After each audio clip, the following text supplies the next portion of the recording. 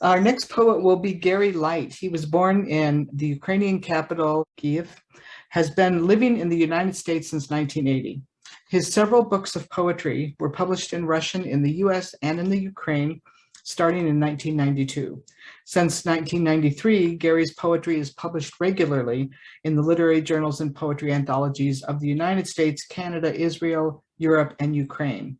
He's a member of the American Pen Center and the Writers Union of Ukraine. His most recent poetry book in Russian is titled The Return Trajectories, and it's been published simultaneously in the US and Ukraine in 2017. It was awarded the Ukrainian Writers Union's Literary Prize for the best collection of original poetry published that year. His English language poetry book entitled Confluences appeared both in the US and in the Ukraine. Gary's regularly published in literary magazines, takes part in poetry readings on both sides of the Atlantic, and he's a graduate of Northwestern University with a BA with honors in Slavic Studies and Literature. He became a lawyer a short time after he graduated and is working in the area of international jurisprudence, both in the US and abroad. Thank you very much, Gary, for being with us. Thank you so much. Thank you for the invitation. South Florida is sort of my third home. If you count Kiev as the first and Chicago is the second. My parents live near Miami, and I'm there often enough. So when the invitation came in, it meant a lot. So thank you, Lenny. Thank you, South Florida Poetry Journal. There are a few names in this poem which unfortunately, well, we were familiar with them since childhood, but unfortunately, right now, pretty much everybody is familiar with them. But before I read, I'll just point them out so they don't throw people off when I read them. So Zmyny Island, it's the Snake Island, where the famous address for where the Russian ships should go originated about a month ago by brave defenders of that island. Kropivnitsky region, that is the region where special forces of Ukrainian army are usually based. Mriya is the largest airplane in the world that used to be based in the city of Gostomel near Kiev. It has been destroyed in the Russian invasion. That was one and only. There is nothing like it anywhere in the world. Bucha. Well, that's a beautiful place outside of Kiev where a lot of Kievites used to go for summer vacations. Unfortunately, now it's forever famous for other things. The whole world loves Ukraine, which is being murdered. In righteous repentance, feelings of guilt and such other feelings, but with an eternal smile, sailors, defenders of Zmyny Island, will not hear that world, having been torn by artillery rounds to pieces. A violinist girl joins the civil defense of Kiev. She sort of believes in God, but not so much in saints. Icons tremble from explosions in 1,000-year-old Cathedral of St. Sophia, and the naked, exposed, wide-open Ukrainian sky is crying. Special forces from Kropivnitsky region don't count on being lucky, but on behalf of wounded Kharkiv and for the burning of the Mriya, they kill point blank the Russian horde which entered suburban Bucha, thus covering simply the best they can the ancient capital city of Kiev. In Chernihiv, a nurse bandages the wounds of a POW Russian. She will curse what he did in Ukraine later through her eyes of Judith. But now, when he is crying and whispers words about his mother, the plot thickens, as if in the ancient Greek myth or even biblical stories. In Irpin, only a kitten got out of a burning apartment building. She's being held and warmed inside an Israeli volunteer's parka. After all, he's lucky for cats, counting back to his childhood in Odessa. He has his own 2 cats in Haifa, holding this one's just silently praying. All of this is transpiring now as clock in the spring move forward. My friends who are poets and soldiers walk into internal explosions. Americans and Europeans love Ukraine on TV while it is being murdered. Enough of that love already. The Ukrainian sky needs to be close to non-humans. It might soon be too late, and there won't be another Ukraine in this world of ours.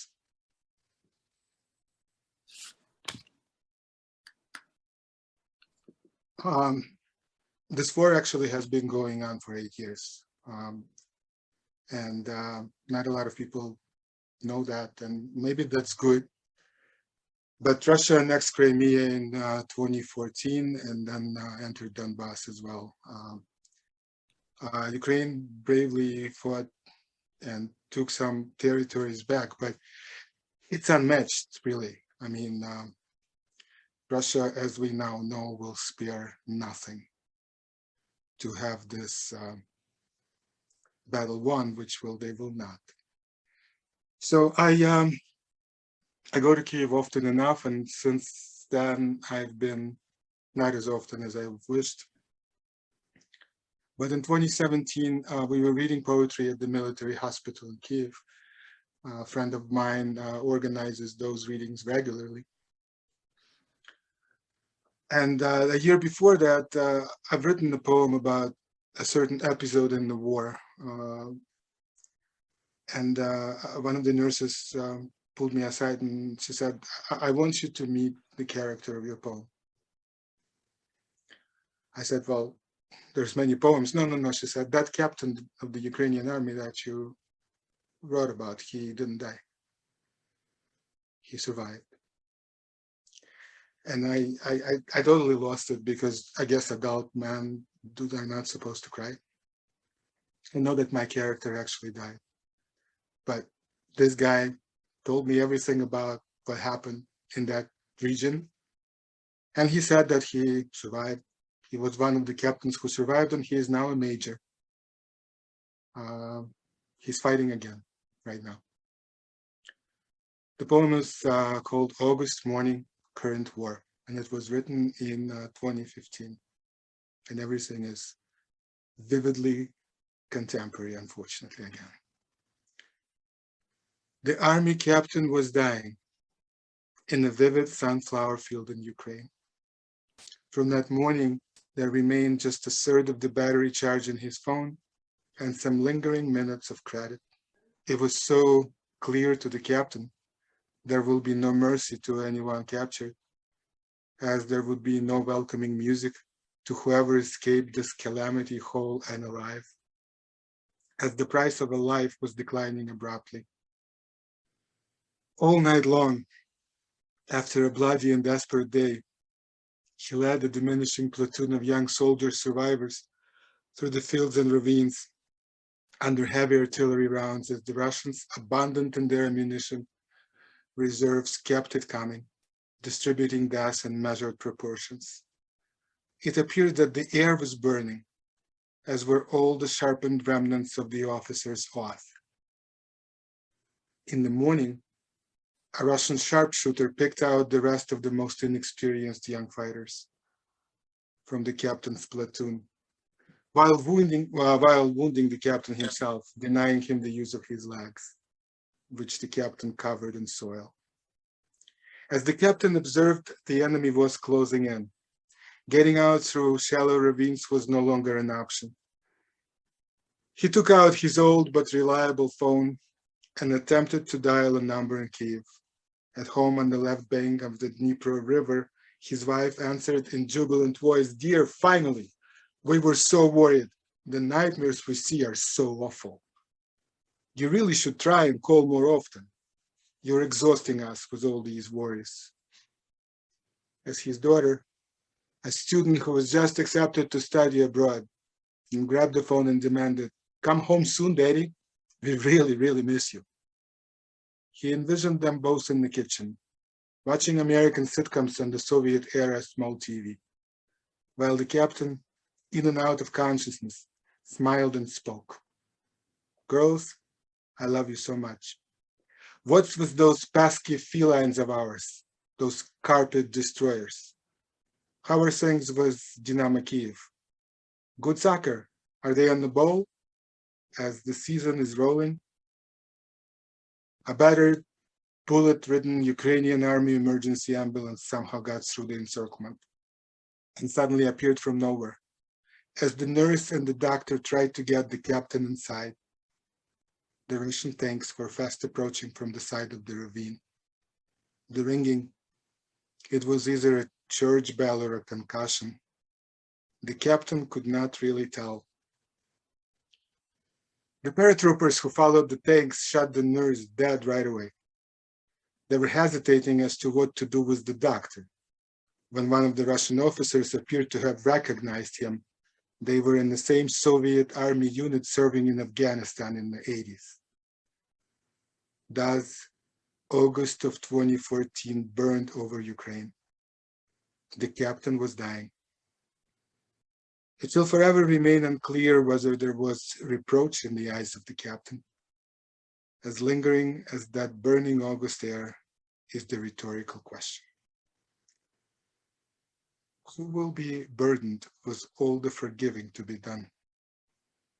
In accordance with the unspoken terms of the criminal elite, or conceivably through the guidance of the scriptures, or perhaps the concepts of the Quran?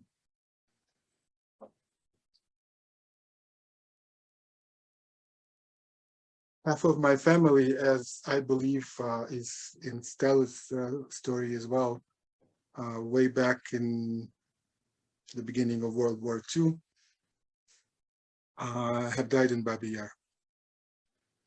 Babi Yar is a ravine near Kiev where the Nazis shot all of the Jewish population of Kiev who were not able to leave. And half of my family on my grandfather's side went there and perished. You may have seen in the very beginning of the war, this current war, the Russian rocket destroyed a monument, the Holocaust Memorial in Babi Yar. They were aiming at the TV tower, but I have a feeling that they were actually aiming at that Holocaust Memorial because, you know, fascism has many faces. Umberto Eco has a list of what it means. So I'm not gonna bore you with that, but there's at least 8 items, probably more, of what fascism is. What the Russians are doing right now is the pure definition of murdering fascism. So this is a Holocaust poem, but suddenly it has gained contemporaneousness. It's contemporary again. Leonard Cohen once wrote, "The odds are there to beat." A brighter ray of sharp perception comes to life, comes from within. It's pondering and subtle. Such imperfection of the clouds feeds all strife. Subconscious childhood resurfaces to stutter. The year before Prague witnessed Russian tanks, our parents' spring succumbed to winter's echo. Our parents braved the cold. So many thanks. And we appeared to fill the void of murder breathing. First memory brought forth the Babi Yar. From those ravines I seek the answers even now. My phantom burns from bullet holes don't get me very far. The pain excruciating as I bow. Our genetic burden overall is of the sort one wouldn't wish as wind and willows. Don't even notice petty theft at all, as our thoughts are on the march to Salaspils. Not much has changed. Equator measures still. Yet a brighter ray will always pierce the cloud cover. Who had forgiven? Perpetrators, victims, will deadlock in rhetoric. There is nothing to discover. Yet we appeared. The odds were there to beat. Our core peculiar, on verge of constant tearing. We won't give up our corner of the street, despite attempts of President Goebbels, Hess, or Goering. Thank you very much. Thank you very much, Gary, for those poems. Very serious, powerful verses. Thank you.